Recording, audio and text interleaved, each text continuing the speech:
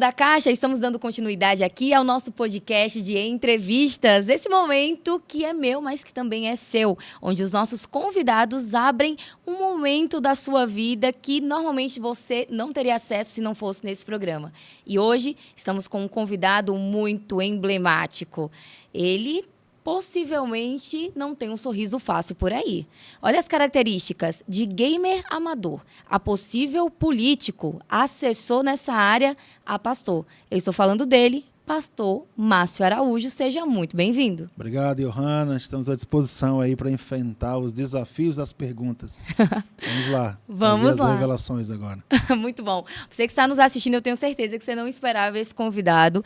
E essa é a proposta mesmo desse nosso programa. A gente está no 2º episódio, estamos começando Fora da Caixa e aqueçam os motores porque muita novidade está por vir. Mas, pastor, eu comentei aqui que você tem muitas áreas de interesse. Eu não citei, mas ainda tem compositor, cantor e entre outras coisas que eu andei pesquisando e descobrindo por aí. Como tudo isso, todas essas áreas colaboram para a sua função hoje de gestionário de comunicação como pastor da Igreja Adventista? Esse ano, um grande líder da área da comunicação veio a falecer. Todos conhecem a ideia do Oliveto.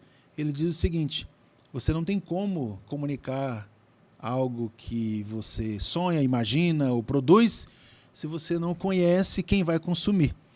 Então, para fazer uma boa comunicação, você precisa saber quem vai consumir a sua comunicação. Eu costumo dizer que precisamos conhecer antropologia, precisamos estudar sociologia, para que então, ao conhecer sociedade e seres humanos, a gente possa produzir conteúdos para eles consumirem. Então, desde criança, venho sendo envolvido, né, pelo ambiente igreja. Eu sou de 2ª geração de adventistas e no ambiente igreja, multifacetado ali, igreja de bairro, na quantidade de líderes que existem, eles vão nos ensinando. Alguns a estudar um pouco mais a Bíblia, outros a voltar-se um pouco mais para a poesia, e outros um pouco mais para o ambiente de liderança, e assim cada um foi contribuindo nessa formação desse jovem aprendiz que está à sua frente agora. Então, poderíamos chamar que essa é a fórmula Márcio Araújo de se fazer comunicar, pegando um pouquinho da bagagem que ele teve e colocando pinceladas ali. Tem um outro mentor meu que sempre as pessoas gostam de copiar muito ele, né? E ele uma vez disse para mim: se você pode me dar uma grande alegria, não me copie em nada. Tire o melhor que tem de mim e das outras pessoas e forme a sua personalidade e a sua imagem. E eu levo isso para toda a vida, para fazer com que, de alguma forma, se mantenha a identidade daquilo que a gente é, mas buscando sempre ter um pouco mais daquilo que as pessoas têm de melhor dentro da tua personalidade. Excelente. A comunicação, ela tem essas facetas, né? Comunicação é tudo. Essa frase é familiar? É sim.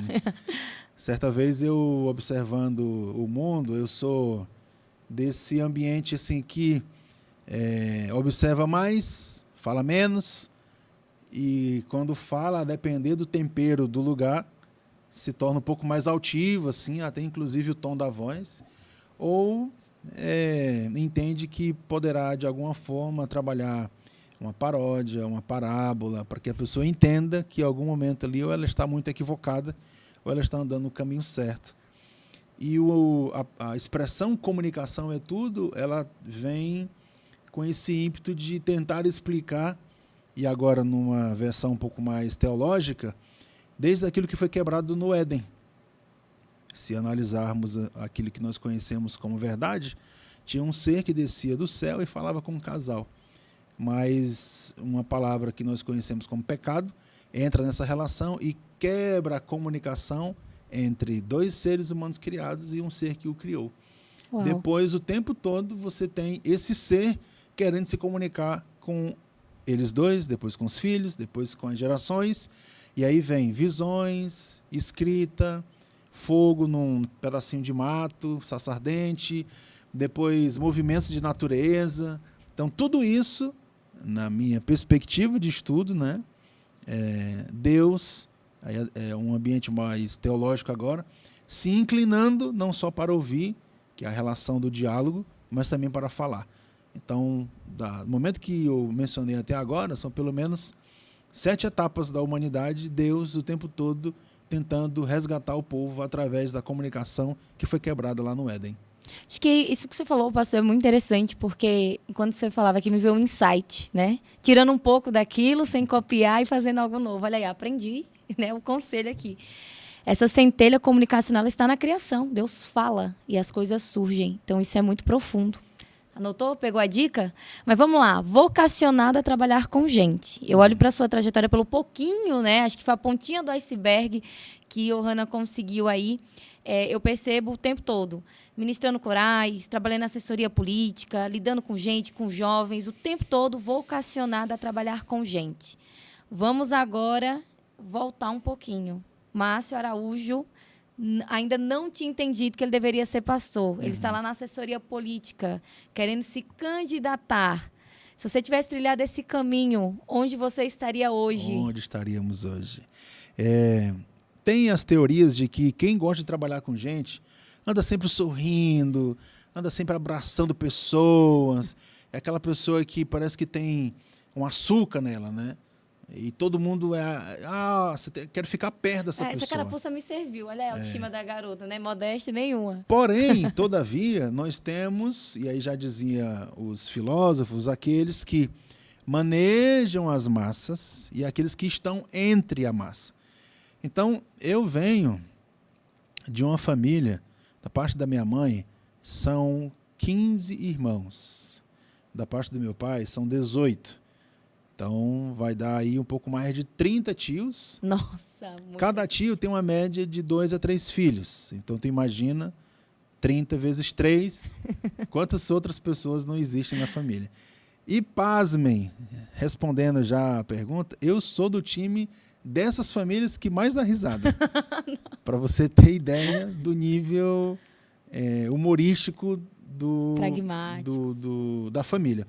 Mas essa ideia do ambiente familiar, eu estou resgatando agora para trazer a resposta em relação ao manejo de manifestações sociais, por assim dizer.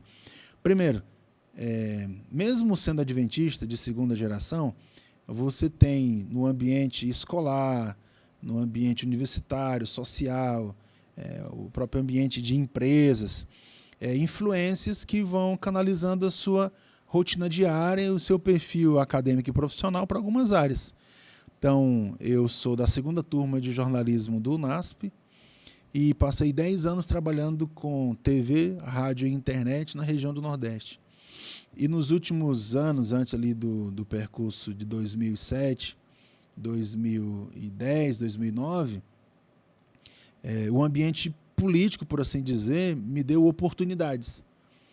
E a oportunidade foi estar na Secretaria de Comunicação, sendo assessor de governador, andando com grandes comitivas a nível de Brasília e Brasil, e também no estado de onde eu saí, que é o Piauí. E essa ideia de que eu, por falar, por estar à frente de eventos, organizando bastidores, daria um bom líder para mover projetos numa cidade que é a capital do Piauí.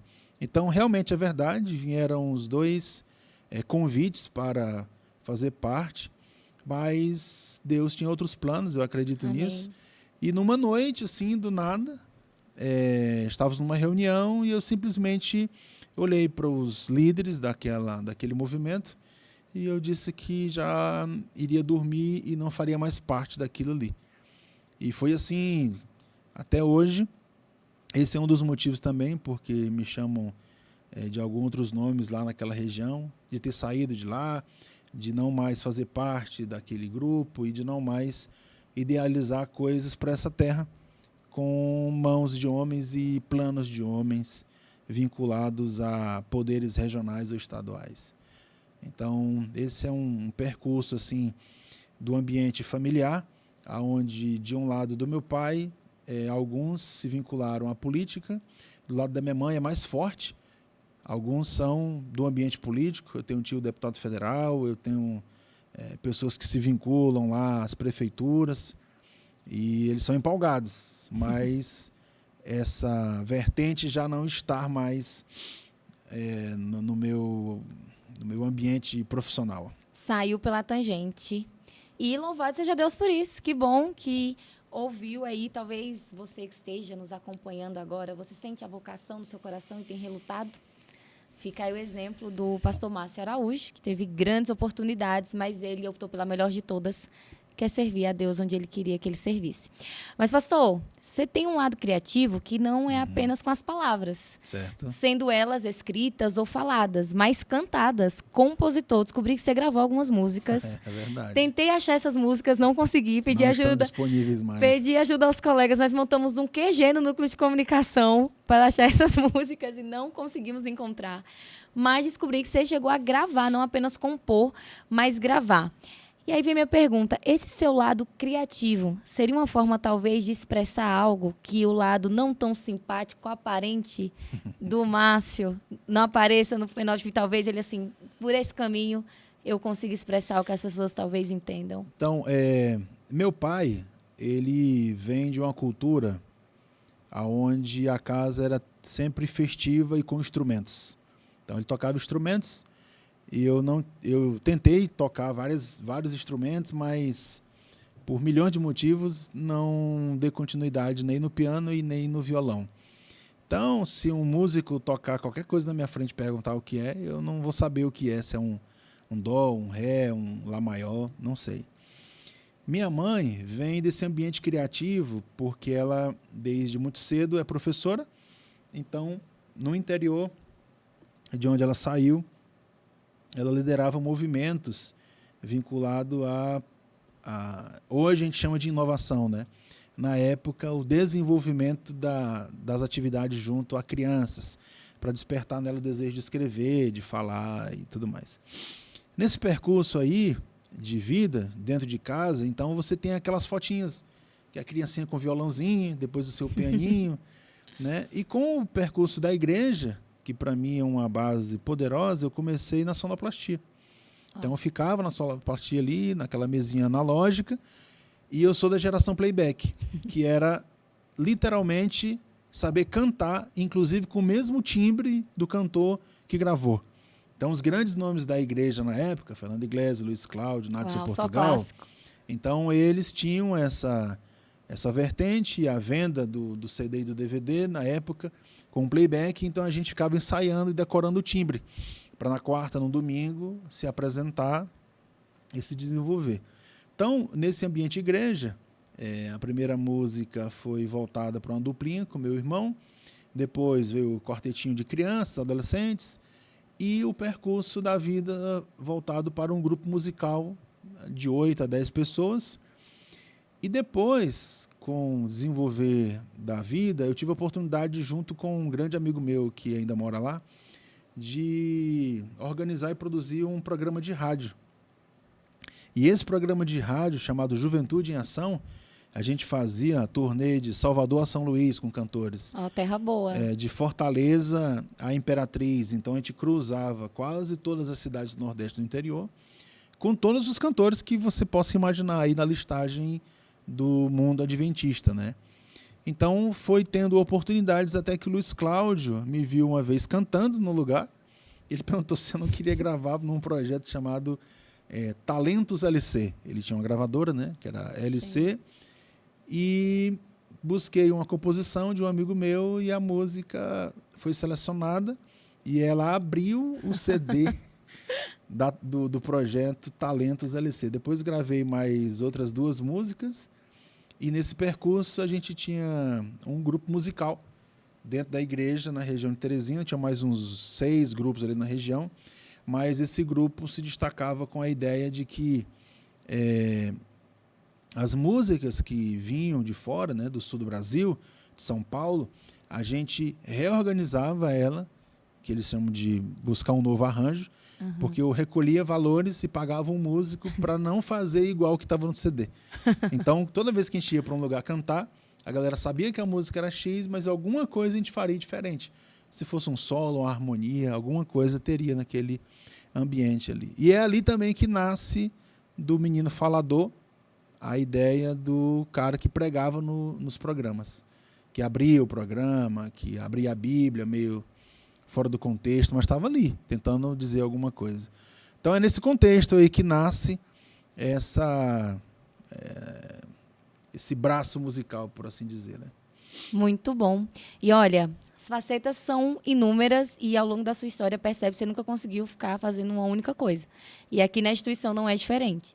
Ele é gestor da área de comunicação, gestor da indústria criativa, onde temos os nossos cursos livres, a plataforma Seven Pro. Se você não conhece, aqui na descrição desse vídeo vai estar o nosso link. Clique lá, vejam os mais diversos cursos livres que temos para oferecer, um mais impressionante que o outro. Eu sou suspeita para falar sobre eles, mas você pode conferir. Professor do nosso seminário aqui e pai, esposo. Como conciliar tudo isso? Então, eu também venho de um ambiente que a inquietude faz com que aquele dia fosse a oportunidade de você, no mercado, a gente chama de matar um leão por hora. Então, quem está no mercado e está nos vendo, mercado publicitário, comunicacional ou de vendas, né? Todos sabem que se você não for bem de manhã, você não vai almoçar. É verdade. Você vai ter que pegar o dinheiro do dia anterior para almoçar. Então, eu olho para algumas coisas hoje e pergunto, como essa pessoa não olha para as coisas que ela precisa fazer no dia de hoje? E aí essa minha inquietude, inclusive, traz para mim uma inconformidade de ver que pessoas têm grandes oportunidades de se desenvolver e precisam ser empurradas o dia todo. Isso é uma coisa que, literalmente, a velocidade, o senso faz com que o mínimo sorriso que ainda existe em mim mude completamente. Então, quando eu olho para esse universo, eu digo, poxa, dá para fazer mais. E nesse fazer mais é trabalhar com tanta intensidade como se fosse hoje meu último dia. Então, o que tem que fazer? Conduzir conteúdo para um grupo de alunos? Cara, eu vou dar meu melhor. Eu posso não ser o melhor professor, mas eu vou dar meu melhor ali. É para fazer um conteúdo? O que é, de que jeito que é? Vamos. Ter um momento de 1 hora com o meu moleque e vendo um material, então foca ali e faz. Diga-se de passagem, nessa ideia de ser multifacetado, não defendo a ideia de que o cara consegue fazer tudo ao mesmo tempo. Mas defendo a ideia de que ele pode, em uma oportunidade, fazer muito bem aquilo que está fazendo e, obviamente, se tiver mais oportunidades e se ele estiver preparado para isso, ele vai ter o ambiente para se desenvolver naquilo. Eu me considero um aprendiz em muitas áreas, apesar de já estar virando uma certa idade já, mas quando eu olho para o ambiente acadêmico, para o ambiente tecnológico, para as mudanças sociais, obviamente sempre com aquilo que já foi realizado, com um pouco mais de pé no chão, mas olhando para tudo isso e segmentando. Eu costumo dizer que tem pendrives na minha cabeça. Então agora eu boto pendrive da família, daqui a pouco é de quem vai falar sobre um assunto comunicacional missiológico no Salt, depois é uma entrevista, ou agora eu vou parar e escrever um projeto para um campo da União Sul-Brasileira ou para alguma instituição da divisão. Então eu paro, concentro, entrego e vou para o próximo. E assim Deus vai me dando outras oportunidades e a gente vai navegando nesse ambiente aí. Um pensamento estoico, né? Aqui, bem feito, agora, à frente, com o melhor está por vir. Excelente. Se você está acompanhando o nosso programa, chegou aqui agora, nosso podcast, nós estamos com o pastor Márcio Araújo, uma entrevista muito boa, muito leve. Mais de 25 minutos já se passaram, pastor. Vamos, hoje eu estou preparado para 2 horas. E esse podcast ele tem 2 etapas. As perguntas mais gerais, diferente do cotidiano. Se você conhece o pastor Márcio no dia a dia e chegou agora, você precisa voltar um pouquinho aqui, porque você vai se surpreender com as respostas que ele já deu. Mas o nome desse programa também está linkado a um momento especial, pastor. Essa caixa não está à toa aqui na frente. Nós temos perguntas. Bora. Que foi selecionada pela nossa produção. E você vai sortear de maneira aleatória. Ele não viu a pergunta, gente. É altamente surpresa. Isso é verdade. Né? Vamos ver aqui se eu vou continuar empregada aqui, se eu continuar com o meu emprego. Mas vamos lá, ele vai sortear. Eu vou ler aqui agora e ele vai responder de bate. Eu e abro? Pronto, pode abrir, sortear e me entregar. E vamos ver aqui. Vamos nessa. Vamos lá. Olha só. Olha, Até que foi um pouco mais leve, porque ele já respondeu um pouco disso ao longo do programa. Mas vamos lá. Pastor Márcio, todos sabemos que você não é exatamente conhecido por sua simpatia ou sorriso fácil. Acontece que muitas pessoas associam um líder de igreja a uma postura mais acolhedora e calorosa. Certo. Como você lida com essa expectativa versus a sua personalidade? Muito boa. Primeiro que a gente precisa ir buscar uma definição para simpatia. Opa! Eu tenho muita dificuldade, eu nem vou olhar para as câmeras agora, muita dificuldade de confiar numa pessoa que só anda sorrindo direto. Essa é uma das revelações de hoje aqui. Por que essa pessoa está 100% feliz, gente? Tem um negócio errado. Um mundo desse jeito. Ela não chorou em nenhum momento. Então, veja, sorrindo direto, não, tem alguma coisa. Mas, enfim, é uma percepção da vida. O percurso de quem está próximo, ele, obviamente, ele é bem diferente, né? Daqueles que usam óculos, sabem disso. Quando você está sem óculos, você fica... Quando você bota um óculos, está ajustadinho. Então, essa parábola é para dizer que eu tenho como ideia de vida desmistificar que quem vê cara não vê coração. E aqueles que se aproximam, que se relacionam, que trabalham, seja de forma técnica ou de forma mais humana ou teológica, depois de um tempo ele fala, não posso acreditar. Cara, esse cara... não. E agora não é uma questão de ego, de eu querer ser melhor ou pior porque a pessoa me conheceu. Não, é uma questão que eu usaria uma outra palavra um pouco mais forte, é uma questão de preconceito. Conceito antecipado. O cara olhar e dizer, será é um problema? É uma raiz de onde saiu? É familiar? É o dia da pessoa? O que é? Não, é o tempo todo assim? Não dá para ser assim. Pode ser uma persona. Pode ser um negócio só para sobreviver um ambiente também, né? Porque eu vejo os filhos dele sorrindo, a esposa dele também. Não, tem um negócio, ele deve ser tem alguma coisa, tem um segredo. E não dá para revelar o segredo aqui. Mas eu queria dizer para vocês que uma das minhas metas é mostrar para a humanidade que está próximo de mim que não é um sorriso que vai revelar a humanidade ou a divindade de uma pessoa. Oh, quão bom essa pessoa é, porque ela anda sorrindo. Oh, com a simpatia e tal. É claro que eu reconheço também que eu poderia ter, mas não está no meu DNA, Johanna. E não dá para forçar.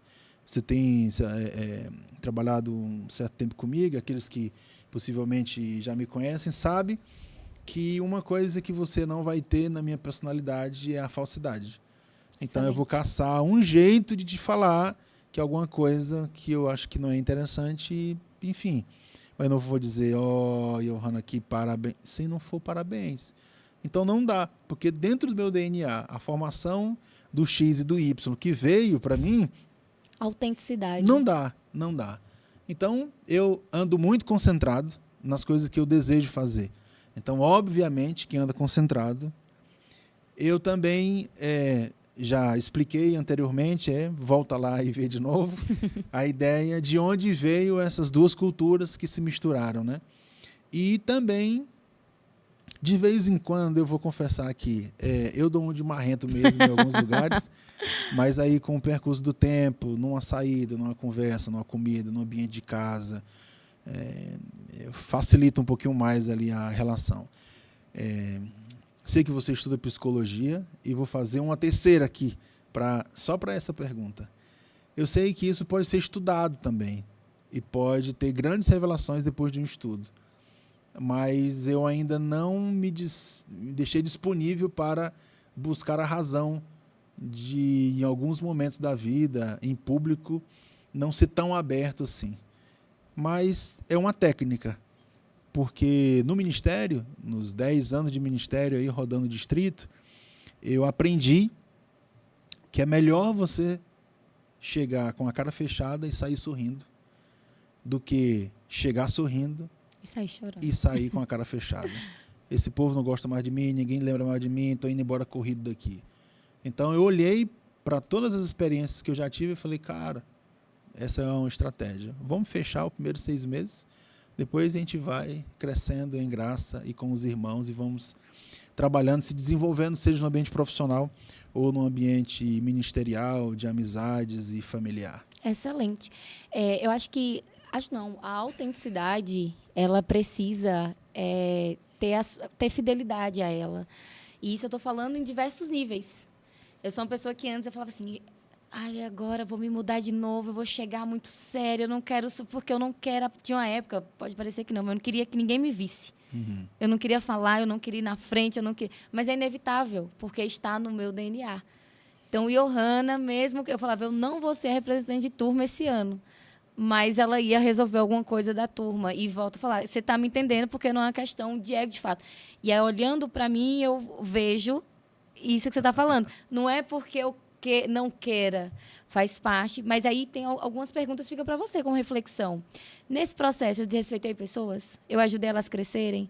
Eu ajudei, de alguma maneira, elas a ficarem mais perto de Cristo? Se esse for o objetivo, onde foi que não sorri tanto ou sorri tanto foi ruim nesse processo?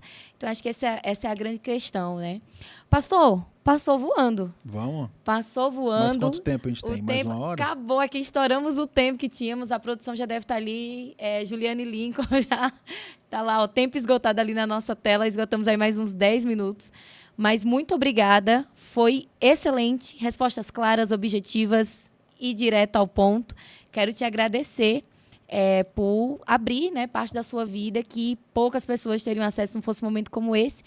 E vou franquear a palavra aí. Se tem mais 2 minutos, tem alguma coisa que eu não perguntei, que você acha importante para esse momento, fique à vontade. Então, eu queria, de fato, agradecer a Deus, porque, obviamente, em 25, 30 minutos não dá para contar toda a sua história. Vamos fazer a parte 2, quem sabe? Vamos. Só para você ter ideia, o percurso ali de finais de semana de oração tem como Deus cuida da minha saúde. Depois tem um final de semana de oração, como que eu casei com a mulher que eu casei, como as pessoas me ajudaram nas formações teológicas, comunicacionais, de pós-graduação, de estrito senso.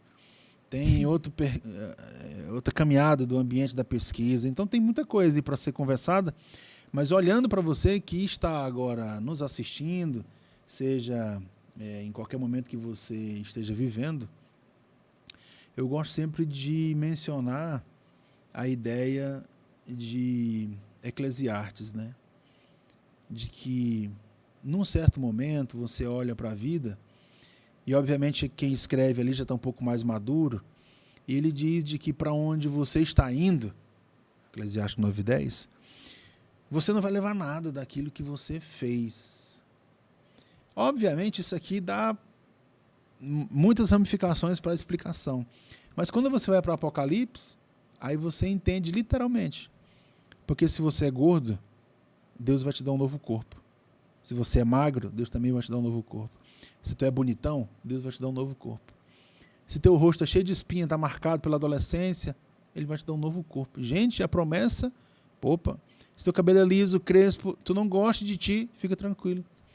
Tu não gosta do teu nome, Ele vai te dar um novo nome. Olha isso. O pastor Márcio não sorri. Deus vai me dar um sorriso, diga amém. Amém? Deu vários aqui durante já o programa. Amém. Você tem dificuldade de compreender algumas coisas. Ellen White fala que no céu vamos começar a entender aquilo que vivemos ou aquilo que ainda será vivido, um desenvolvimento da educação. Então Deus nos promete tudo novo. Novo céu, nova terra, novo corpo, novas comidas. Não, gente. Então não dá para ficar debatendo coisas simples do dia a dia. Então, assim, cheguei na fase da minha vida que eu olho para as coisas do passado, agradecendo a Deus com aquilo que Ele já fez, né? Olho para o hoje, tentando dar o meu melhor e ajudando pessoas a se desenvolverem e também darem o seu melhor, e olhando para o futuro, conhecendo aquilo que Deus já deixou revelado para a gente, que é tão pouco em relação a Deus, mas muito para a gente entender o que realmente será verdade ou não. Como a gente está num ambiente neutro, que nem é teológico, nem é sala de aula, nem é uma igreja, eu gosto sempre de dizer o seguinte: se tudo isso for verdade, se realmente isso for verdade, aqueles que estiverem nessa nova realidade vão poder olhar para trás e dizer: rapaz, a gente poderia ter feito mais, né? Porque quem vai levar essas pessoas para esse outro lugar? E eu estou trabalhando aqui uma parte bem mais espiritual, né, da fala. É um ser que nos conhece, sabe que o primeiro que ele fez, e olhando para os dias de hoje, nós somos a miniatura em tudo. É impressionante uma pessoa de 1,60m, 1,80m se achar. Sabe, um cara de 1,80m, porque tem um músculo maior e tal, achar que... Eu falo, meu irmão, tem um minúsculo lá de Adão, irmão. Olha de onde tu está querendo sair. Não, minha compreensão, porque eu fiz um PhD. Tu fez um estudo delineado por uma coisa... Qual a contribuição que isso traz? Então, olhar para o presente, entregar tudo, aquilo que você tem, cara, hoje, vamos entregar tudo. Mas olhar para o futuro entendendo de que, se tudo isso realmente for verdade, é algo a pensar no sentido de desejar desfrutar de tudo isso. Porque é uma frase conhecida. Se Deus nos cuidou daquilo que já foi passado, com certeza nos cuidará em relação ao futuro que Ele preparou. Excelente, eu acredito. Faça o seu melhor hoje, com foco que o melhor está por vir. Bom, e por falar nisso, a gente fica por aqui. Muito obrigada a você que acompanhou. Deixa no comentário aqui o que é que você achou do nosso bate-papo. Siga o Pastor Márcio, a Faculdade Adventista do Paraná nas redes sociais. Está tudo descrito aqui nesse vídeo. Se inscreva no nosso canal para acompanhar os próximos episódios. Bom, eu fico por aqui e até o próximo Fora da Caixa. Tchau!